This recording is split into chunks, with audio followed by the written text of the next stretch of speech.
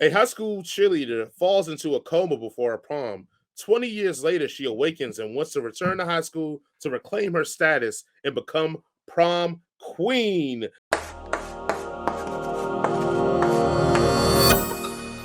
Jason, we're going to do it like we do it every time. What is your one sentence review of senior year?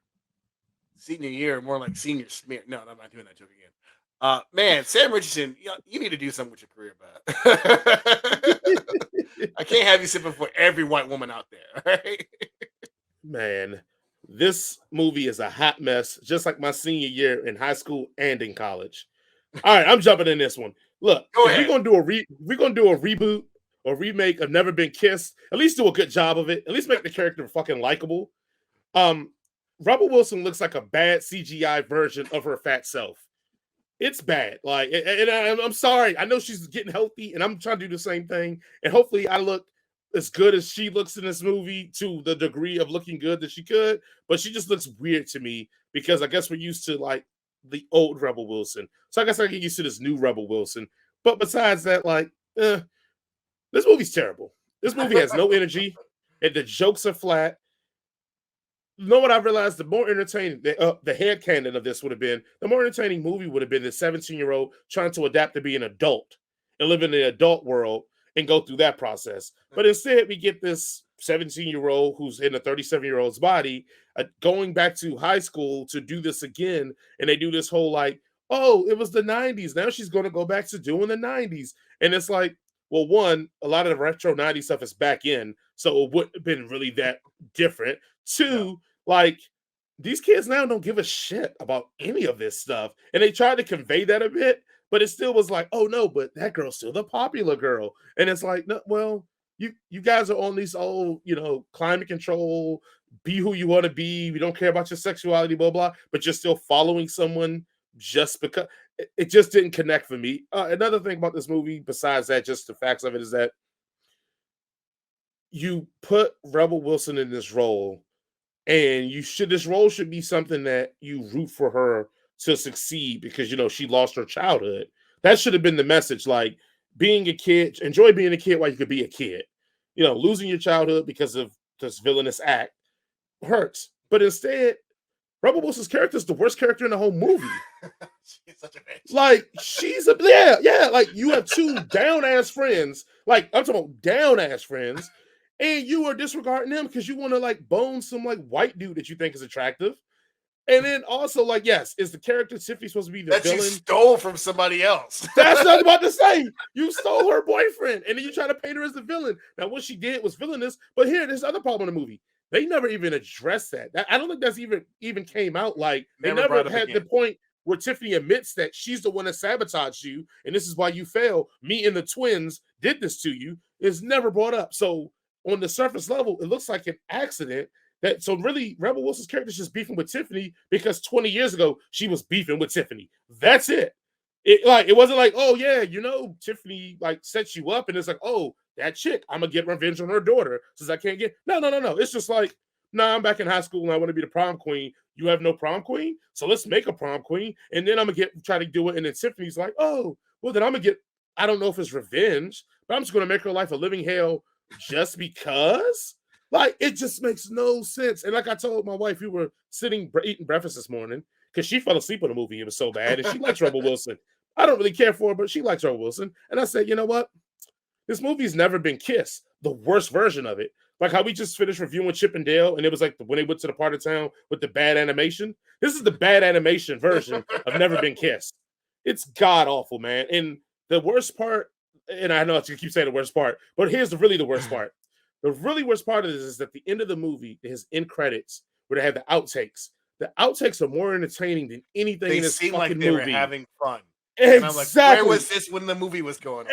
That's what I said. I was like, oh man, they're having a great time. Since when they filmed the movie, they were not. But when the outtakes, they were having a ball. Like, where was that heart and that personality in the movie? That energy you had when the camera was rolling, but for B-real footage, for not real footage. Like it's almost preposterous to think that you can have such talented people in one movie and still put out a piece of garbage like this.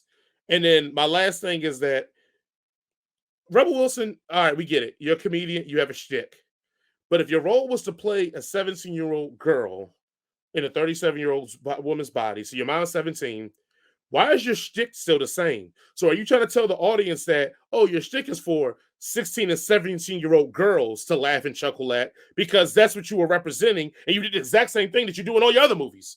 Like at least switch it up. Like again, and people want to say, well, what is an example of this? A good example of this is go see the movie Freaky with Vince Vaughn, and he switches bodies with a serial killer and a girl. Blah blah. That's a great movie.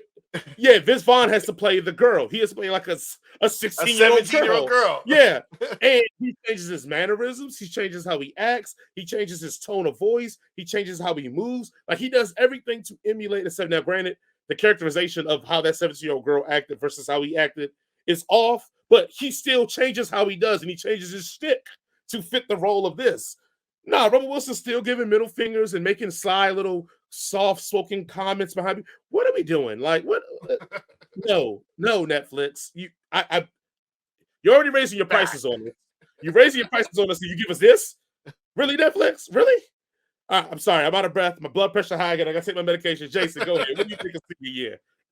I think the biggest fault of this movie, because this Rebel Wilson in this was supposed to graduate the same year that I graduated in 2002, so I was already on board. No, I think whoever wrote this is my age and had a fundamental understanding of what the time that he grew up in, but then Googled what kids are like today, and then read Boomer's example of what kids are like, and like, that's about it. I got that. I got it. I understand. He didn't actually talk to any actual teenagers, so like there's like it's so off. It's just so off, and it's just I giggle. Most of the stuff. The reason I was laughing is because it was so cringeworthy. That was the only response I could have other than to turn it off. And I was like, I gotta watch this movie because we gotta fucking do this shit. So I giggled through this movie because it was just so cringy, and all the situations were just so like cringe-inducingly dumb that I was like, ha, this would be embarrassing if this was real. Like I would have killed myself if this is like the way that I acted in real life. It's not a funny movie. It's Nope. just not. It's not a funny movie. I do have one caveat. When the little boy goes, "Oh my god," I died laughing. Oh well, hold on. I can blame you the 3 funny moments in this movie for me. The first funny moment for me is just when they're like, "Oh, like Tiffany and her daughter are going at it," and she goes, "You don't even have a perfect life. Your marriage is in ruins." And she goes, our marriage is in ruins. And the husband's behind her goes, Like, "Yeah, our marriage is in ruins." Yeah, And then she looks back at him, but then he looks back behind him like, who said that? Like, I laughed out loud. I was like, that's fucking hilarious. That's the funny. The second funny part was, for me, the simple fact that, like, when the Sam Richardson comes to get her for the prom, and they're sitting there like, "Hey, do you want a beer?" He goes, "Yeah, sure." And he goes, "Wrong answer." And it's like, this is a grown-ass man. And I laughed because I was like, it's playing off the trope. But yeah, like, she's not really 17. Neither is her date. These are both grown-ass adults. And he goes, which is also weird because Sam Richardson is still in love with her. Yeah, and, yeah. You know, she's 17 years old in her mind. Like, you fell in love with a child. Right. And then he's like, "Do you have a protection?" And he's like, "No." He goes, "Do you know something about?" He goes, "Do you want me to fuck your daughter?" And like, that was like, see, even you laughed at it because it was funny. I was like, Sam hilarious. Richardson is as much as I'm hating on him for being the same character in all those movies, he is actually the funniest part about it. When they're at the movie theater, and she was like, "What was all that?" He's like, "I'm a grown man. I know exactly what you were doing here." Like, right. Like, I'm 40 years old. I know exactly that when you're trying to make someone jealous. I'm not a child. That was funny. Yeah. There are some funny bits, mostly because they come from Sam Wilson or Sam Richardson or somebody else that isn't Rebel Wilson, which is the whole entire movie is about her. Yeah, it's just nothing here. It's boring. It's the same beats. Yeah, and they never really emotionally resolved the conflict that they were having. Like, because Rebel Wilson's character should apologize to Tiffany's character as well, because she did kind of come up there and like emulated her life and just basically tried to steal it from her.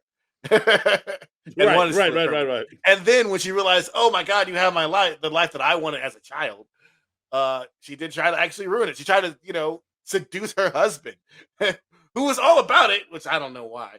But that's the thing. I had that in my notes. If you were the husband, why would you want Rebel Wilson over Tiffany? Like, I actually literally have that in my notes. Like, look, I'm not trying to body shame nobody. I'm not trying to say anything about Rebel Wilson's looks. As is what it is. But basing things on Hollywood standards, maybe that, I mean, it would be, this would be funnier if Rebel Wilson, and that's probably a bad thing to say. If it'd be funnier if Rebel Wilson had just never got the surgery and she just stayed the way she was from early. This movie would be 10 times funnier.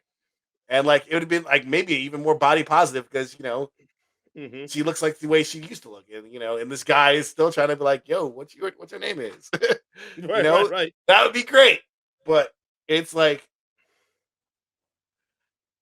no, this is a no. I was gonna say, the third one, because I did say it was 3 funny parts. The third funny part I had in there, the cameo for the Lyft or Uber, I thought was hilarious because it ties into like the 90s icon of the character she portrayed then. So like, and it kind of played into that. Oh yeah, I wasn't going to ruin it, but yeah, it's fine. I guess we're doing spoilers. We've already ruined everything. Who gives a fuck about this movie? If y'all were like, "Oh God, they ruined the senior year for me," fuck y'all, man. Look, she gets with Sam Richardson at the end. She graduates from high school. They have a dance number. It's not anything fucking you're going to be surprised about. All right? Yeah, true. Facts. But yeah, Lisa Silverstone, and it was just her playing off her clueless character and being in this movie. I thought was pretty funny and pretty dope. But yeah, nothing here. The fact that we giving it this much time shows you that we just really do all the hard work for you guys because you don't need to see this movie at all. Right past it. Right past something better on Netflix, which we'll talk about next. But, Absolutely. So let's go ahead and give our ratings, Jason. 1 out of 5. This is abysmal. I did laugh, but it's abysmal. But I laugh at anything. I laugh at people falling down. I'm going to give it a 0.5 out of 5. My only point is because, again, those 3 laughing moments. But also, I'm gonna have to have a real talk with you, Sam Richardson. Let me get a close up here. Sam, sit him down. Sit him down. Sam, like, look, we understand if you're gonna be the black man that's going to like simp for the white woman. We get it. Me and Jason both understand. We love white women too. We get it. But here's the thing: you cannot give me Brittany Snow in Hooking Up, when she's gorgeous, AT&T chick in Werewolves Within, and then you go to Rubble Wilson. You should have contractually been like, I can't do this because I have a hot streak going with white women that I got to maintain. If I'm at least going to do this to the brothers, at least make them really fire-ass white women so we can be like, all right, we get it. You can't do Rubble Wilson because you know what? That just goes with the trope of like the black man getting with old fat, nasty white women. You can't do that. It's bad enough that we got to let you do what you're doing, but don't do what you're doing and then go to the trope that we don't want to have. Keep these fire-ass white women on deck for you. And keep representing that way because we already got to deal with you simping and doing it. And that's cool. Make your money, man. Make your career. But please, for the love of God, like at least let them be at least an 8 or over. At least an 8. And know what you do? Just go on the internet and just say it's such and such an 8 out of 10 and see what the results are. And if most of it's no, you just pass on a movie. Say, hey, look, I could be in a movie, but I can't be the love interest. I could be like the best friend. And I'll even be a gay best friend. And people know that I'm not fucking with her at all. Like, that's all. It's probably got gambling debts, and they were like, "We're gonna pay you." That's what it is. Also, like, there's plenty of black dudes that have took Rubble Wilson as she was, rather than as she is now. They're like, yes, that would have been funny too. Like, Rubble Wilson, especially if Sam Wilson put a little bass in the voice, like, "Oh, look at that." you thick now, huh? Okay. Right. But thank you all for watching as always. Jason, you got any final words for the beautiful people? Always be kind, be considerate, and tip your bartenders in service at least 20%, if not more, if you can afford it. Including, even though Jared's not in the service anymore, including him if you see him out in the street. Just give him a hug. He needs one. Mm-hmm. He loves it. Again, thank you guys for watching and listening. We will see you all next week. Peace. Who was senior year really for too? Like, I know he said Chippendales. Who was that for? Who was senior year for? It's my 20th anniversary for my senior year this year. So is it for you? I guess so.